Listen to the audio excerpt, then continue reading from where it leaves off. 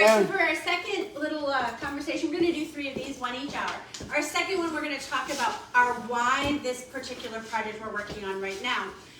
And so Lindsay's going to talk about her upcoming event that she's been working on, which I'm super excited about because it is going to be epic, and we're going to have so much fun. You want to go ahead and tell us a little bit about your upcoming event? Yes, so April 22nd is going to be the 1-year anniversary of the bookstore, which just saying that just gives me chills. Oh my gosh.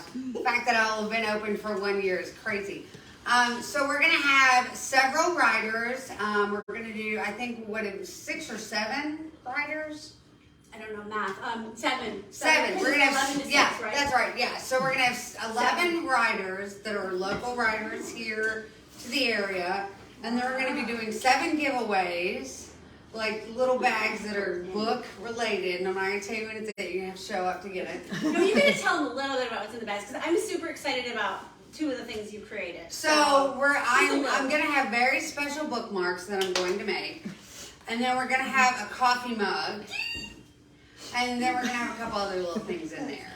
I love reading coffee mugs. They're like my favorite thing in the world. I'm so excited. Well, I decided that's what we're going to do. Kind of put stuff out there to encourage you to come back. So. Yeah, that's awesome. Yeah, and I mean, really, local businesses rely on the people in our community, and so it's so important for us. It's one of the reasons that we chose to have our event here at Avian Glen Winery because I'm great friends with Amelia and Joy, and I just love this part of the community. It's just an amazing place to come and visit. If you guys haven't been out to Avian Glen Winery, it is like this little super secret awesome place with amazing super secret sauce. Yes. So you can come out and try their super secret sauce. It will give you superpowers, and it's amazing. Well, and that's one of the reasons that when we decided to do the April 22nd thing, I wanted to get a local coffee truck, and I wanted local authors.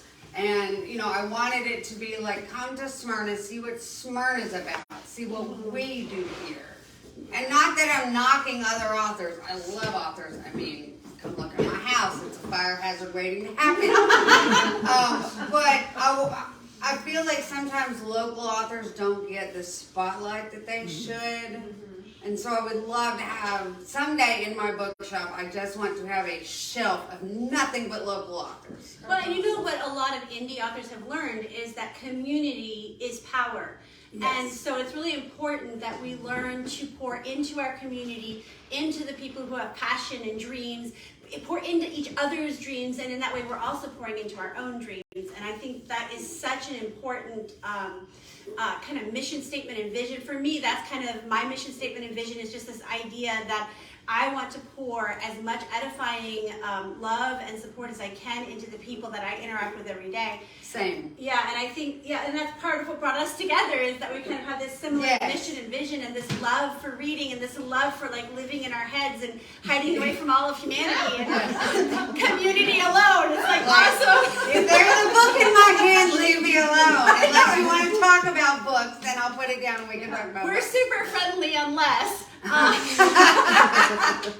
you're trying to interrupt that sentence or that plot. I'm at that part where the little girl gets to the island and I'm like, is she gonna make it? There's all these bad, like horrible creatures, which I'm not really sure what they are in the book I'm reading right now. What did we call it? Dean Koontz's. It's The House in the End of the World. Yeah, my mom recommended. Most of the things my mom recommends are, but this one's been, can't put it down, like sorry kids, go find another mom. I'm busy. Yeah, so it's been a good book. Well, see, in mine, it's kind of a slow pace right now, but I know from what's happened and what is going on currently, things are about to go downhill very rapidly in the worst possible way. And it's like things are coming to a head, and I'm just like, oh my God, she's going to go nuts and take everyone with her. It's going to be fantastic. Well, right now I'm working on, my current work in progress is Illuminating the Darkness. It's coming out May 24th, which I just am like, whoa, how is this happening? I'm going to have a whole series. It'll be the complete end of the series. I'm so excited, and the covers are fire. They are so amazing. You can check them out at J.L.Burrows.com. But I am just so excited. And it's so funny. People are like, are you finished writing it? No, I wish. No. What ends up happening is you kind of procrastinate. I don't know if anybody else experiences that in their lives, but I'm like, there's this thing where it's like it's the end, and in a way I want it to be the end, but then it's like it's gonna be the end. Right. And then I don't write this anymore, and I have to write something else. And there's this like thing that happens that's like you sit down and you're like, oh, there's Facebook. That's nice. Let's do that. So it's 52,000 words in right now. I anticipate it being the longest of the 4 books. Probably top out at 100,000 words. Mostly because there's the James and Rhea saga that has to close. That came up in. So Rhea is a character that showed up in book 3, and she's a gorgeous young woman who's like, no, I am not. I'm done with men. I'm done. I'm done.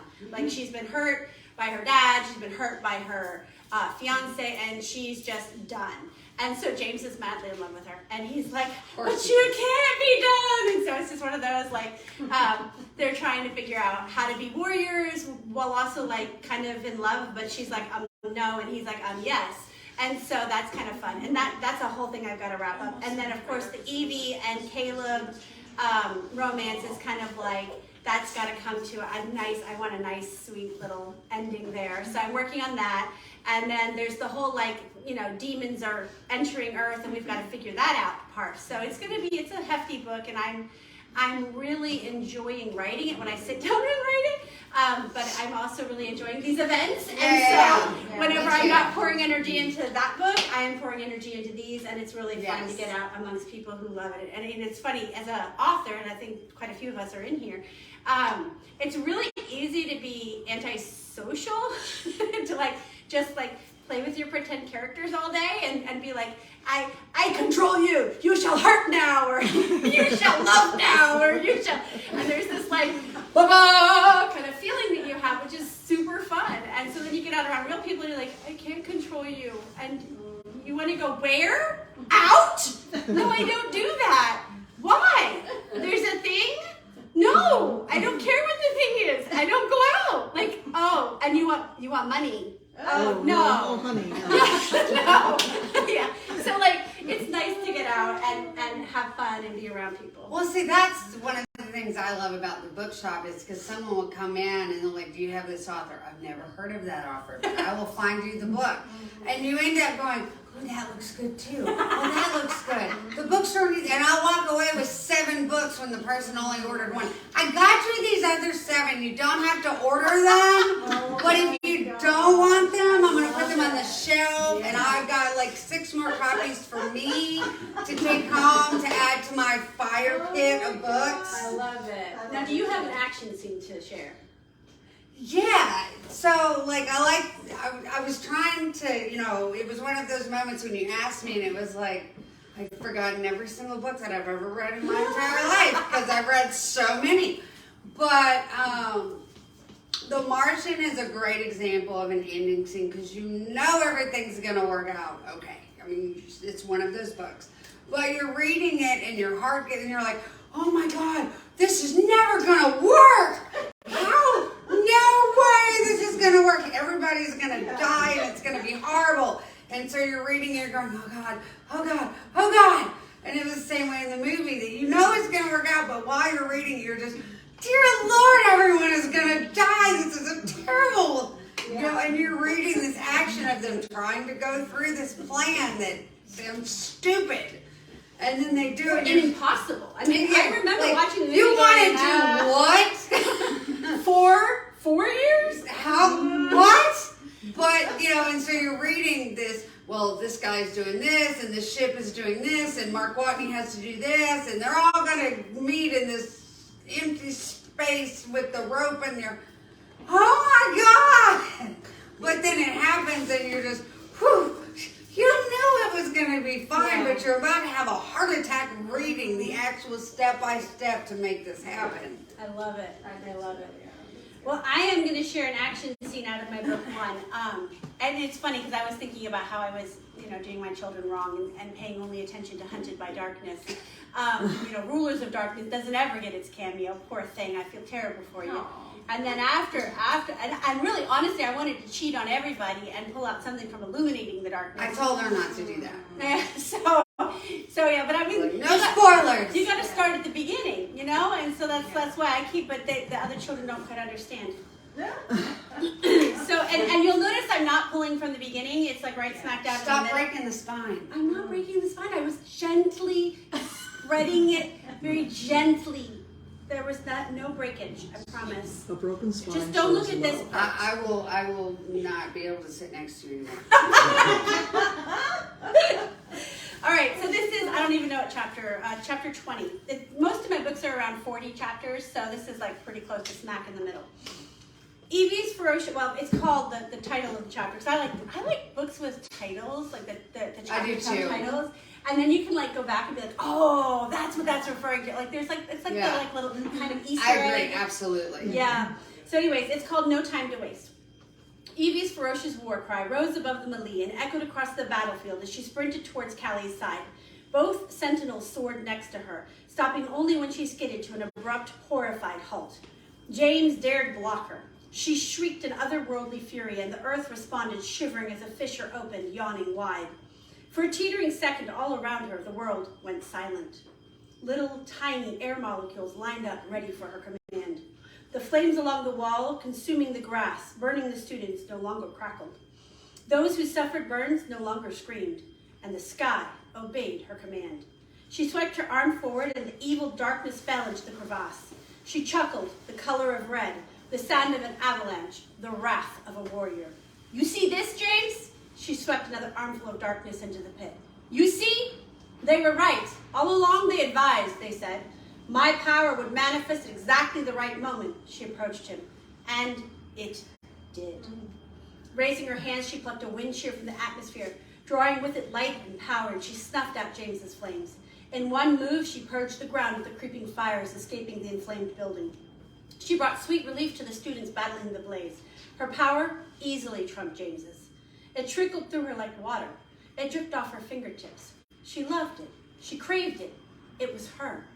Her voice thundered at him. Get away from Callie. I told you we'd be great together. We'd rule over everything. James moved toward her, but she released a gale-force wind, shoving him to his knees. No, James, this is not a negotiation. It's not a reunion. As far as I'm concerned, it's nothing.